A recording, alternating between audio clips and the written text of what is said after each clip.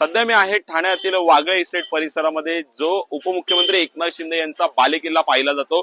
सध्या उपमुख्यमंत्री एकनाथ शिंदे यांच्या बालेकिल्ल्यात एक बॅनर सर्व ठाणेकरांचे लक्ष वेधताना पाहायला मिळतोय। महाराष्ट्रासाठी व मराठी माणसाच्या हितासाठी एकत्र अशा प्रकारचा मजकूर आणि त्यावर बाळासाहेब ठाकरे, राज ठाकरे आणि उद्धव ठाकरे असे हे फोटो सध्या सर्वांचं लक्ष वेधताना पाहिलं। दुसरीकडे आपण पाहिलं तर धर्मवीर आनंद दिघे सुद्धा ह्या बॅनरवर दिसून येताना पाहायला मिळतात। मोठ्या प्रमाणात ह्या बॅनरने सर्व नागरिकांचे, ठाणेकरांचे लक्ष वेधलेले पाहायला मिळते। कुठेतरी या बॅनरमुळे जे आहे मोठ्या प्रमाणात राजकीय वर्तुळात चर्चा सुद्धा रंगू लागलेल्या आहेत। माझ्यासोबत बोलण्यासाठी काही स्थानिक आहेत, आपण त्यांच्याकडनं जाणून घेऊ। दादा, काय सांगाल, हा बॅनर लागलेला आहे, काय वाटतं मराठी माणसासाठी उद्धव ठाकरे आणि राज ठाकरे एकत्र आले पाहिजेत का, कसं बघता?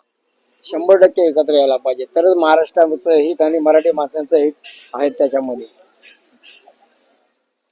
बॅनरवर जे आहे महाराष्ट्रासाठी व मराठी माणसाच्या हितासाठी एकत्र, म्हणजे नेमका काय मेसेज होत आहे ह्या बॅनरच्या माध्यमातून?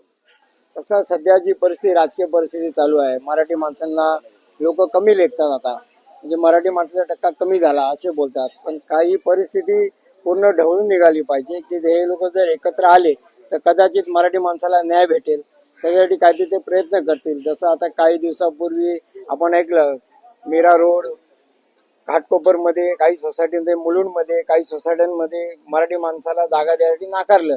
तर काही ठिकाणी जे राहतात मराठी माणसं तिथे, त्या लोकांना काही दुसऱ्या भाषिक लोकांनी त्यांना सांगितलं की मच्छी मटण आमच्या इथे खाऊ नये म्हणून। म्हणजे आपण महाराष्ट्रात राहायचं आणि आपल्याला ते लोक सांगणार की इथे खाय प्यायचं काय नाही, म्हणजे आपल्यावर आपण नाही ठरवणार, ते लोक ठरवणार, जे द्विभाषिक आहेत ते लोक, की आपण काय खायचं काय नाही। काय वाटतं, दोघं बंधू एकत्र येतील?